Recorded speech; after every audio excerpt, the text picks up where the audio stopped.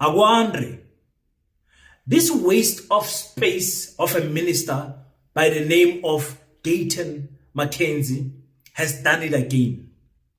Gayton believes that this term, the Afrikaans part of our national anthem that was written in 1918 by Jacobus Langerhoven, is part of our history. But not only that, it is also part of who we are today. And some of you are clapping hands for that nonsense. You see, the problem with the colonized mind is that it does not realize just how colonized it is. Especially when we talk about our colored Afrikaans speaking brothers and sisters. The question then remains, what should be our attitude as Pan-Africanists towards this term? Should we sing it? Or towards the Afrikaans flag, apartheid regime flag that is still being displayed even till today? What should be our attitude? Today, I come to save these colonized minds of our African brothers and sisters. Welcome to King Said So, Africa's one land, one language, one currency, one army on King Said So. Africans can unite. Your Pan-Africanist podcast. Enjoy. Blackheart, the hustle continuer. Made to inspire your goals and dreams. 100% good quality clothes are now available at affordable prices. T-shirts, hoodies, sweaters, bucket hats, and more. Place your orders now. 06847366908. Peace in Pan-Africanism to all my African brothers and sisters from all around the world. Welcome back to King Said So. I'm your host, Kagiso Hlongwane Zinjiva Sono, and we're back at it again with another one. And we have a situation in our hand that we must address with the level of seriousness it requires. You know, when we speak about this term, there's so many things that come to my mind that must be addressed. And when I look at the history of South Africa and I look at what this term stands for, I can see that South Africa, we have made absolutely no progress in our lives. The Afrikaner people are still the white elites. They still see themselves as superior to black people. They saw themselves as superior when this Jacobus wrote this national anthem for the Afrikaner people in 1918. And while he was writing it, he was trying to replace what Enoch Sontongo did in 1897. Enoch already wrote us a national anthem. We already had a national anthem, but Afrikaner people would not subscribe to what black people did because they saw themselves as superior. Our history in South Africa is so hurtful, man, because when you look at the history pages of apartheid times and you look at the current artificial democracy, those pages next to each other don't look much different. The Afrikaner people, they came, steal, kill. Even still today, they steal and kill. They took our farms. Even still today, they still own our farms.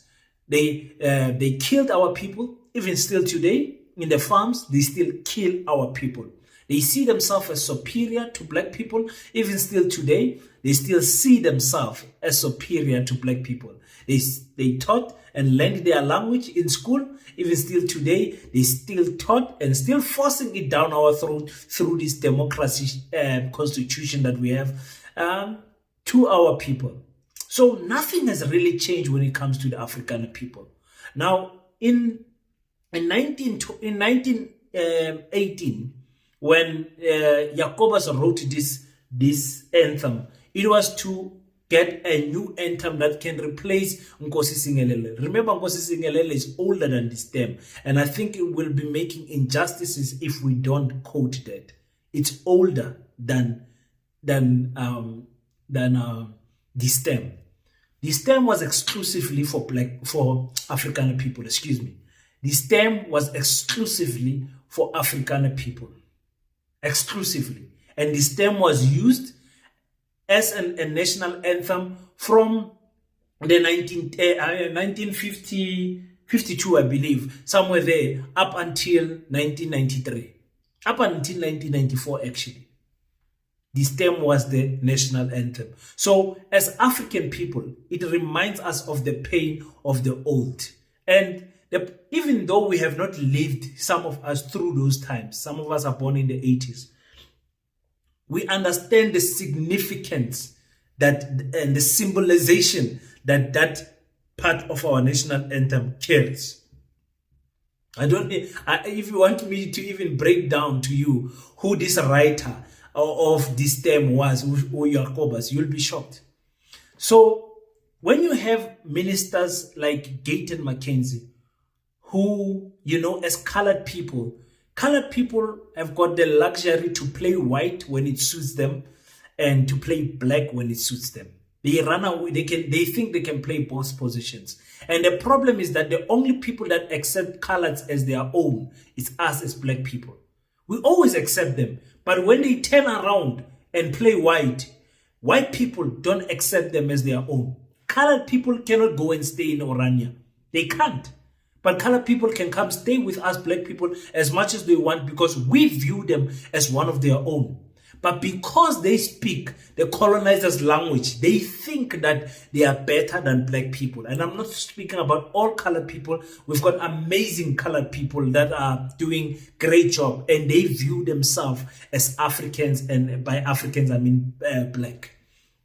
But the majority of colored people, because of the texture of their hair, because of the color of their skin, because of the color of their eyes, they don't see themselves as black people because their genes were contaminated with the colonizer's gene. Gayton Mckenzie is one of those politicians that cannot be trusted with the future of this country. Because Gayton Mckenzie, deep inside, does not identify with his mother, but identifies with his father, who was a great person, by the way. But he identifies with the colored side of his family. And from that colored side, he identifies more as a white, as a Afrikaner-speaking colored, instead of a Lesotho-born, because he comes from a Lesotho womb.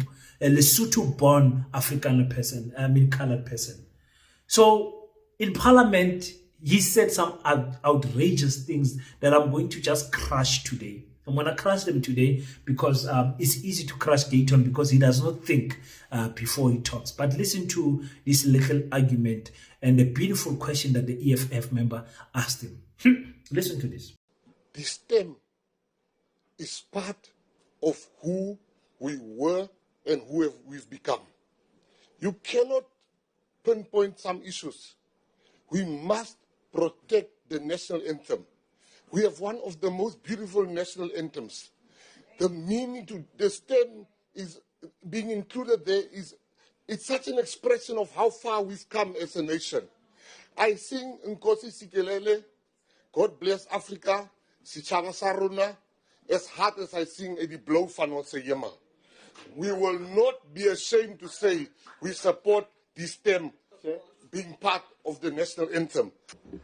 I'm asking, so you accept what is called the stem, which was part of the apartheid regime, which suppressed black people like you and I, right? And people were killed over the stem. Can you don't, right? Can you raise the question? But can I speak, please, man?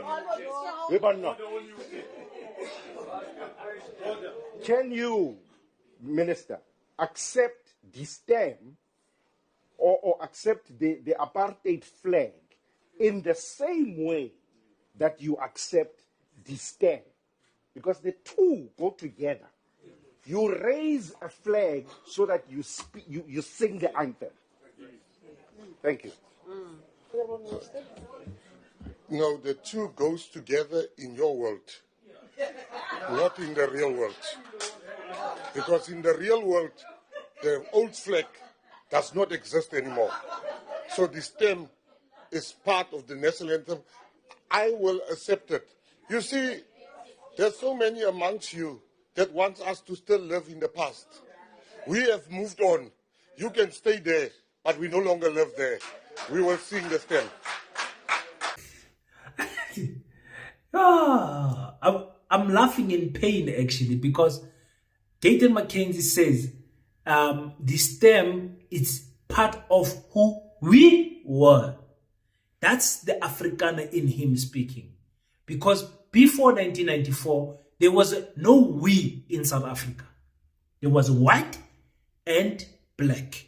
There was European and African. It was in the laws, it was in the malls, it was in the toilets, it was in the parks. Everywhere you went, you knew this direction is for blacks, this direction is for whites. Here, black people stay, here, white people stay. Here, black people can work, here, white people can work. It was them and us. So there was not, it is part of who we were. The we, emphasis on the we. No, there was no we before 1994. You understand? And the embarrassing thing is that he says, and who we've become. Who we have become. Gayton.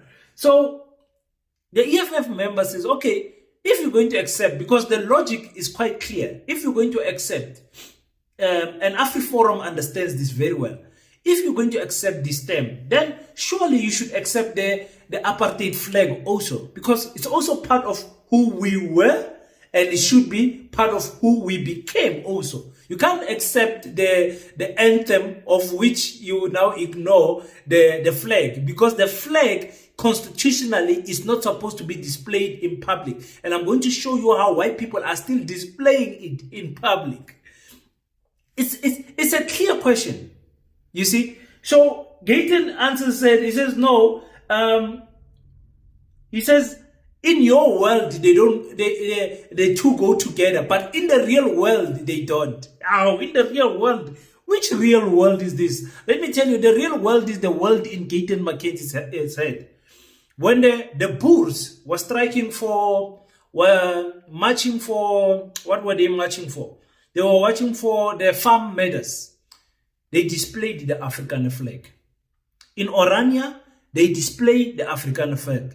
In Kleinfontein, they displayed in fact, everywhere, on their cars, they display the Afrikaner flag. Every chance they get, in sporting event, this is a rugby rubbish, they display the Afrikaner flag. Because they are proud of what that flag represents. It represents white supremacy and black inferiority. That's what that flag, and white people, they have not come to a point. Never mind apologizing for apartheid. Never mind for the massacres of murders that they committed under the apartheid regime. They have not come to a point where they ask for forgiveness or accepted the new democracy or the new South Africa as it is today. They have never accepted it. You can say whatever you want. We know. We work with these people. They have not truly accepted. And again, let me emphasize, before we are called racist, let me emphasize on some of them. It really some. You do meet white people and Afrikaner people that are genuine humans.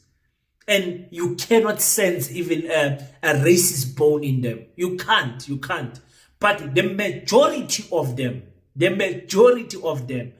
they have not accepted South Africa as it is. That's why they packed their bags and left when Mandela was president. They packed their bags and left when Thabo Mbeki was left. More of them packed their bags and left when Jacob Zuma became president, and some still left when their darling CR7 became the president. They still left South Africa in their numbers.